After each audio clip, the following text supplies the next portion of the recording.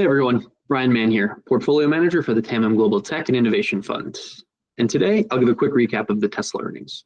So as a quick reminder, Tesla is a founder-led business. I think at this point everyone knows Elon Musk. So we can get into his broader vision that connects the dots across Starlink, Tesla, and his other companies on a longer form video or podcast. But for today, we'll just focus on the earnings.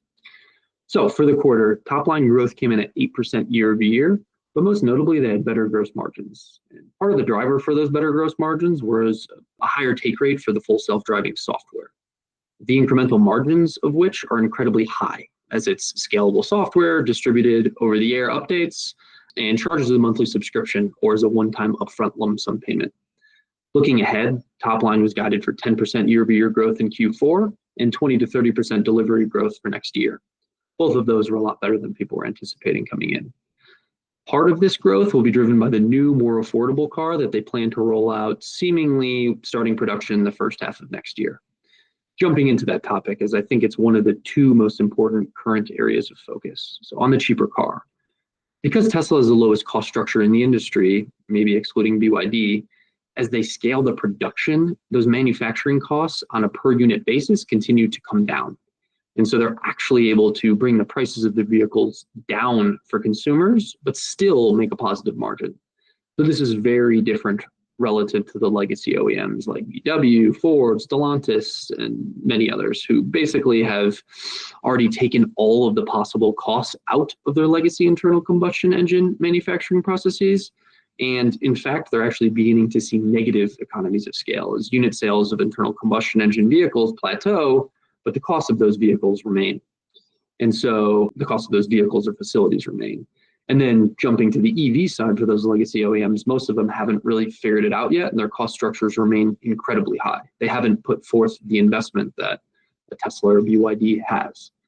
So net, when you look at the legacy OEMs, price drops there for them directly detract from the bottom line.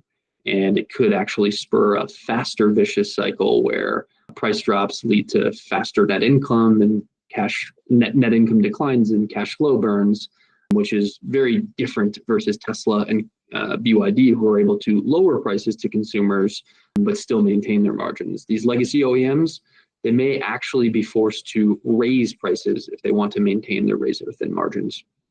Tesla, in our mindset, is operating with an abundance or positive sum view of the world, whereas these legacy OEMs are operating with a scarcity or zero-sum mindset. Jumping into the other really important topic that I mentioned is full self-driving. And as I had alluded to earlier, the attach rate here is rising, which essentially just means that more people are adopting it. And this is driving revenues a bit, but more notably, it's driving margins and profits. So the advancements that we've seen with large language models are frankly a game changer for autonomous systems generally, but full self-driving cars in particular.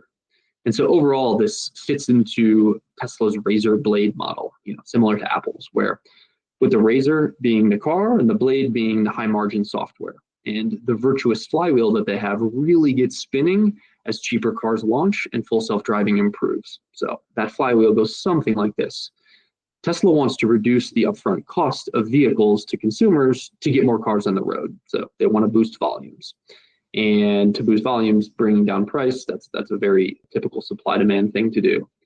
Cars in and of themselves are effectively data collecting robots on wheels. And the more cars that are on the road, the more high quality data that they can collect and process. The more data they have, the better the full self-driving software. The better the full self-driving software, the faster that software is adopted. And that full self-driving software, as I had mentioned earlier, is incredibly high margin.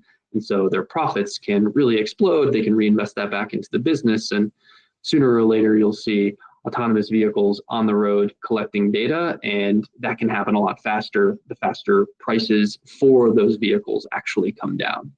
I think the other areas to pay attention to in terms of the earnings and the really just the future of Tesla, I would say things like their Cybertruck, that's their pickup truck, as well as Cybercab, which they talked a bit about on the call. That should likely ramp in 2026. Jumping into just the landscape in general in terms of this industry, my continued view, which I've really had for over 5 years now, is that Tesla and BYD are set to dominate. and most of these legacy auto OEMs will likely go out of business. And that's because Tesla and BYD have the lowest cost structure for EVs by far, and those costs keep coming down. And EVs are just a better mousetrap relative to internal combustion engine when you look at the physics of everything. I mean, at this point, BYD is actually selling vehicles for $10,000, which the only reason they haven't proliferated more around the world is because of tariffs and restrictions, which is a longer form topic, and we can get into in another update. But when you look at the legacy players, Ford, Stellantis, VW, and so on, they're all in trouble. They've invested essentially nothing in real tech and innovation, and they can't retain any real innovation talent. All the while, they've basically spent all of their money paying top executives millions of wasted dollars that they have no aligned incentives. And so our view is that that vicious flywheel on the legacy side is set to accelerate, while the virtuous flywheel on the Tesla BYD side is set to accelerate at the same time. And they're kind of two sides to the same coin. But the worst positioned of the legacy are likely the European players, because they no longer have access to the cheap energy that they once did. And without energy, you can't have industry. And remember, the whole layout of the building blocks of our strategy that we've really done a ton of research on, and is really the foundation of what we focus on, is the confluence of money, energy, and technology. That is what sets up the winners, and that allows for the virtuous flywheels that we've seen throughout history. So with that, I'll wrap up. Thanks for joining, and be sure to tune in for more.